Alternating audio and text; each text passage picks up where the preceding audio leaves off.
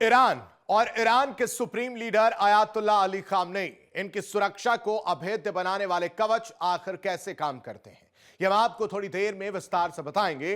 लेकिन उससे पहले जरूरी है यह समझना कि अमेरिका और इजराइल ईरान के खिलाफ किस तरह की तैयारियों में जुटे हैं।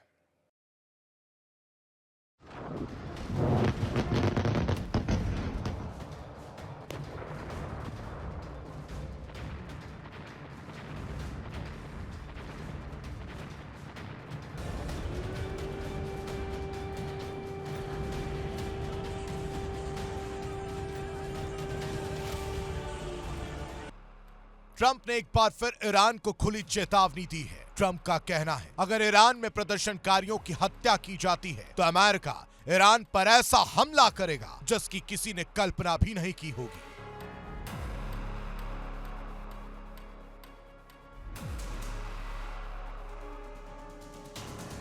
इस बयान के बाद तेहरान से लेकर वॉशिंगटन तक हलचल तेज हो गई है।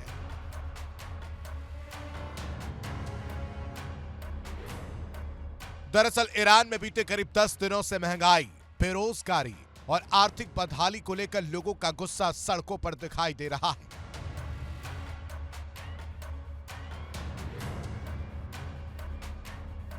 बड़ी संख्या में प्रदर्शनकारी सरकार के खिलाफ नारेबाजी कर रहे हैं। जैसे जैसे प्रदर्शन बढ़ते जा रहे हैं, वैसे वैसे हालात और उग्र होते जा रहे हैं।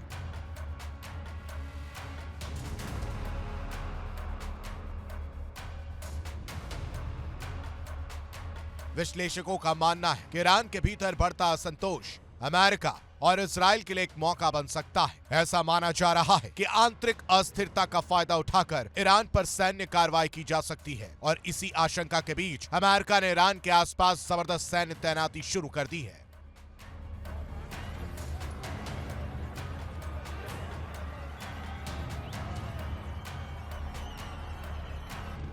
स्ट्रेट ऑफ हार्मूज पे अमेरिका का सर्विलांस ड्रोन लगातार 3 दिनों से चक्कर लगा रहा है। ईरान की हर गतिविधि पर बारीकी सी नजर रखी जा रही है।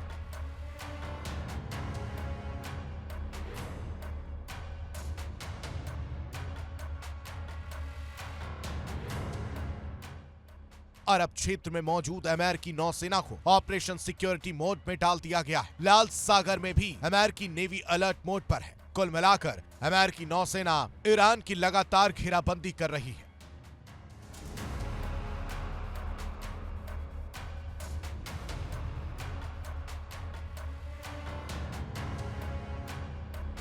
इन हालातों के बीच ईरान ने भी सख्त तेवर दिखाए हैं। ईरानी अधिकारियों ने देश में चल रहे विरोध प्रदर्शनों को लेकर अमेरिका और इजराइल के बयानों की कड़ी आलोचना की है।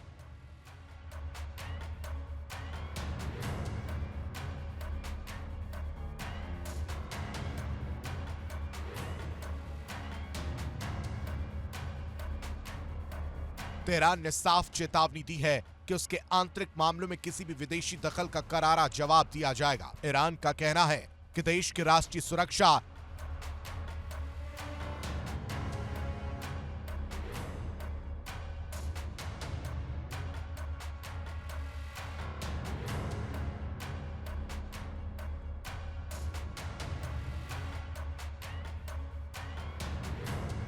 एक रेड लाइन है जो किसी भी तरह के मनमाने ट्वीट्स या धमकियों के अधीन नहीं। ईरान ने यह भी साफ किया है कि वो अपने आंतरिक मसलों पर किसी को भी दखल देने की इजाजत नहीं देगा। इस्लामिक क्रांति के सर्वोच्च नेता के राजनीतिक सलाहकार और रक्षा परिषद में खामनेई के प्रतिनिधि अली शामखानी ने सोशल मीडिया प्लेटफॉर्म एक्स पर एक अहम पोस्ट किया। उन्होंने लिखा कि ईरान की राष्ट्रीय सुरक्षा एक रेड लाइन है और बाहरी हस्तक्षेप के लिए खुली रही। अली शामखानी ने आगे कहा कि इजरायली अधिकारियों और डोनाल्ड ट्रंप के बयानों से अब यह साफ हो गया है कि पर्दे के पीछे क्या चल रहा था। उन्होंने ये भी कहा कि ईरान शांतिपूर्ण विरोध करने वाले दुकानदारों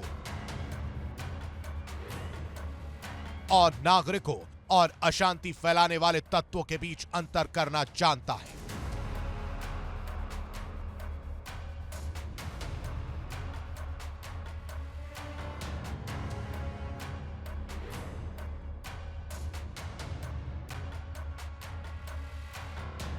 एक तरफ ईरान के भीतर आर्थिक संकट और विरोध, दूसरी तरफ अमेरिका और इजराइल की सैन्य तैयारियां और बीच में खामनेई की सुरक्षा और ईरान की रेड लाइन। सवाल यही है, क्या यह तनाव सिर्फ बयानबाजी तक रहेगा या फिर मध्य पूर्व एक और बड़े टकराव की ओर बढ़ रहा है?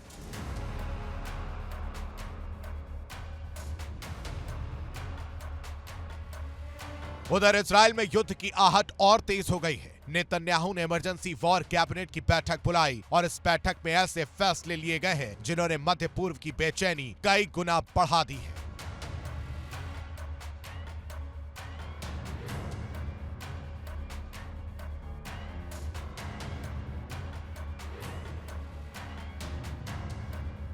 सूत्रों के मुताबिक इजराइल की वॉर कैबिनेट इस बात पर सहमत हुई है कि इजराइल ईरान में चल रहे प्रदर्शनकारियों का खुलकर समर्थन करेगा।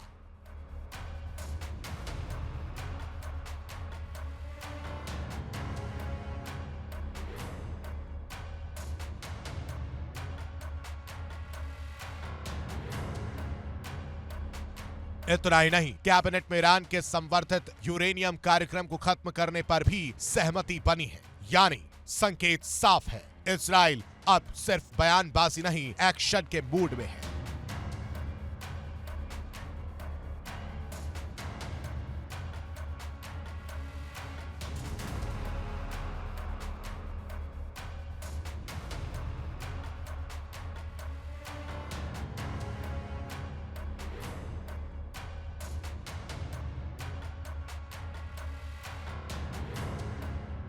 ये तस्वीरें इजरायली सेना के शक्ति प्रदर्शन की हैं। कुछ ही दिन पहले इजराइल ने अपनी नई बैलिस्टिक मिसाइल का सफल परीक्षण किया।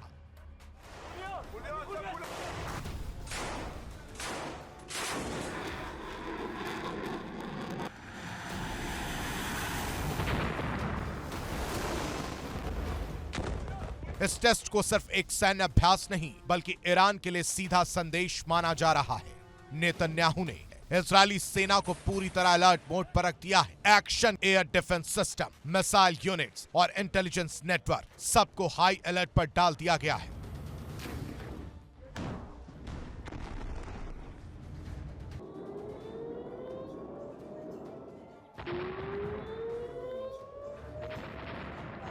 दावा है कि अगर हमले का खतरा और बढ़ा तो इजराइल पहले वार से पीछे नहीं हटेगा।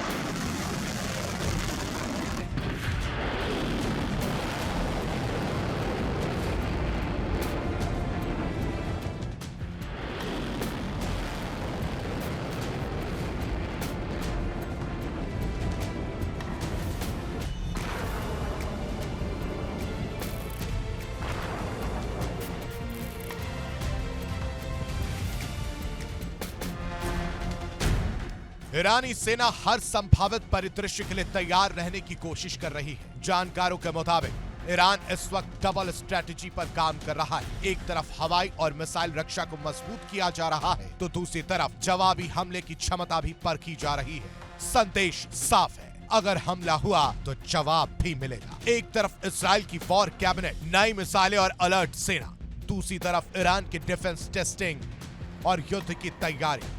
मध्य पूर्व एक बार फिर तनाव के सबसे खतरनाक मोड़ पर खड़ा है।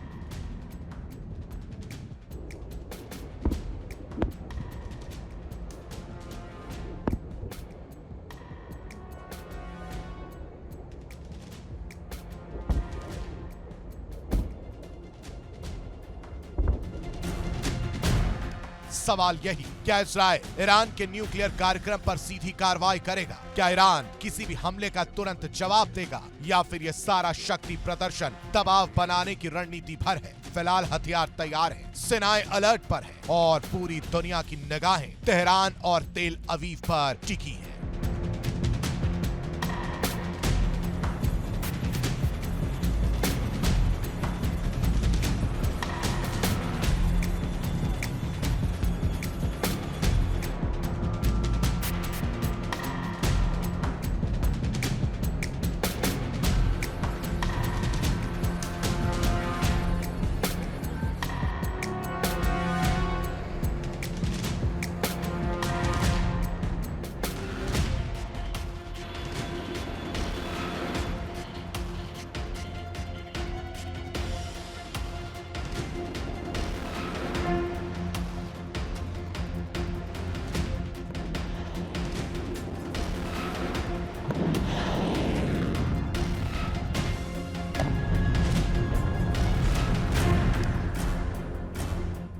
मध्य पूर्व की आग में अब रूस की एंट्री भी साफ दिखाई देने लगी है। रिपोर्ट यह है कि रूस के IAL सैन्य विमान तेहरान में लैंड कर चुके हैं और इसके साथ ही रूस ने ईरान तक गोला बारूद पहुंचा दिया है, ताकि अगर युद्ध की स्थिति बनती है तो ईरान, इजराइल और अमेरिका के खिलाफ मोर्चा संभाल सके और मुंहतोड़ जवाब दे सके। ये सिर्फ हथियारों की सप्लाई नहीं, ये एक स्ट्रेटेजिक मैसेज है। मैसेज वॉशिंगटन को, मैसेज तेल अवीव को, ईरान अकेला नहीं है और अगर जंग भड़की तो उसके पीछे बड़ी ताकतें खड़ी होंगी।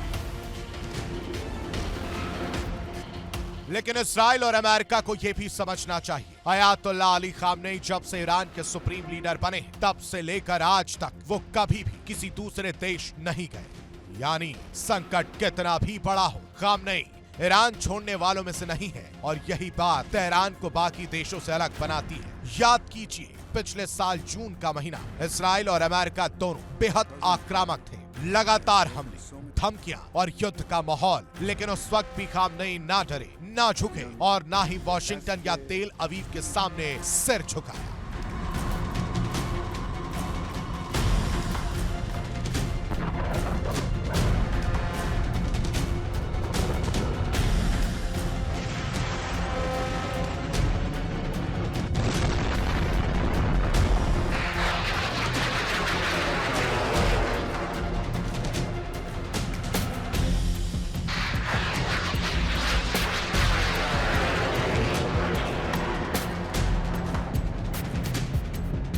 उसी दौर में खामनेई जुमे के दिन लाखों लोगों के सामने आए, पूरी दुनिया देख रही थी और बिना किसी डर के खुले मंच से जुमे की नमाज अदा की। ये सिर्फ एक धार्मिक आयोजन नहीं था, ये एक राजनीतिक और रणनीतिक संदेश था कि ईरान की लीडरशिप डर के साए में नहीं जीती। इसलिए डोनाल्ड ट्रंप को यह नहीं भूलना चाहिए कि ईरान वेनेजुएला कतई नहीं है, यहाँ कोई मात्रो मॉडल काम नहीं करेगा। ईरान पर हमला सिर्फ एक देश पर हमला नहीं होगा, बल्कि उसका मतलब होगा विनाश, प्रलय, ऐसा मंजर जो द्वितीय विश्व युद्ध के बाद दुनिया ने आज तक नहीं देखा होगा।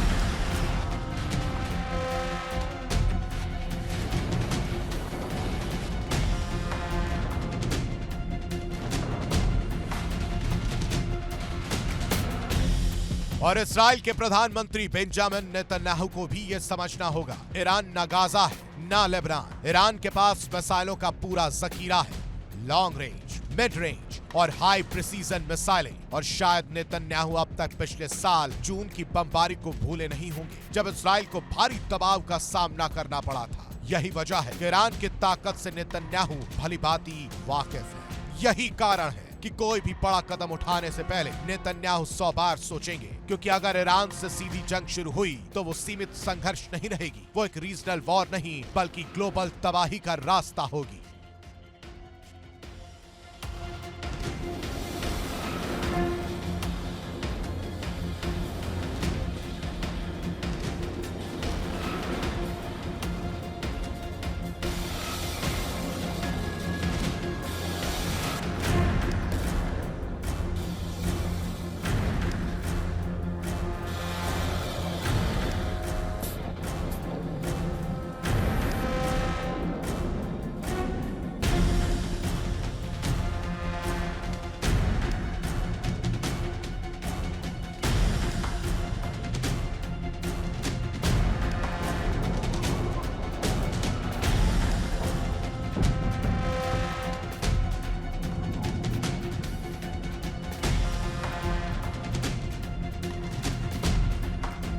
और इस तस्वीर में पुतिन को नजरअंदाज नहीं किया जा सकता। ईरान ने हर मुश्किल वक्त में रूस की मदद की है। यूक्रेन युद्ध हो या अंतर्राष्ट्रीय दबाव, अगर ईरान पर संकट आया तो पुतिन खामोश बैठेंगे, ऐसा मानना सबसे बड़ी भूल होगी। और फिर चीन के राष्ट्रपति शी जिनपिंग, वो भी सिर्फ तमाशबीन नहीं रहेंगे। चीन की ऊर्जा, सुरक्षा मिडिल ईस्ट से जुड़ी है। ईरान में अस्थिरता मतलब चीन के लिए भी सीधा खतरा। यानी अगर जंग भड़की तो एशिया से लेकर यूरोप तक सब इसकी चपेट में आए।